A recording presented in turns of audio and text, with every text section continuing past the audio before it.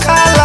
अरे ना ना कुछ गड़बड़ कर देबो। अरे ना हो रंग डाला वाला भौजी लागी नहीं पाला, काहे तू डेरालू रंग दऊ चखाला।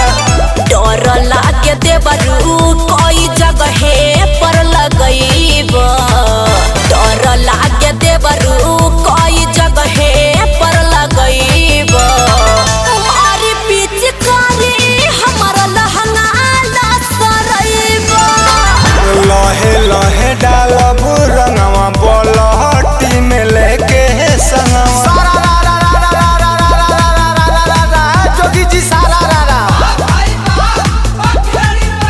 सरसों के फूल नियर बाड़ू फुलाइल हो, बाड़ू फुलाइल।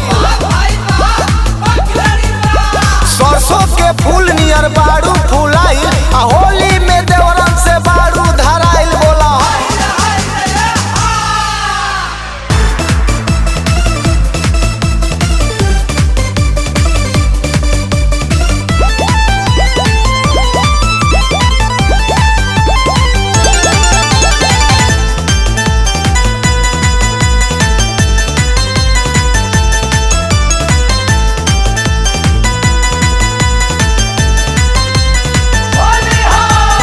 ऐसे तो घर में जाके लुकालू, भीतर से जंगला में झाकेलू।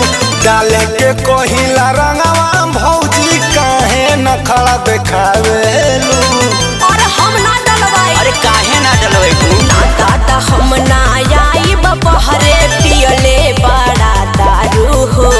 धके लगईब वही जगहिया लागी हमके बाउर हो। डर लागे देवरू कहीं नाली में लेटईब, डर लागे देवरू कहीं नाली में लेटईब। अरे पिचकारी हमर लहंगा लसरईब। लहे लहे डालब रंगवा बोलहटी में लेके संगवा। जोगी जी सारा रारा अरविंद बेदर्दी के रखलू ना मन भाई, रखलू ना मन। अरविंद बेदर्दी के रखलू ना मन, आ होली में धैलू बबलुए के संग। बोला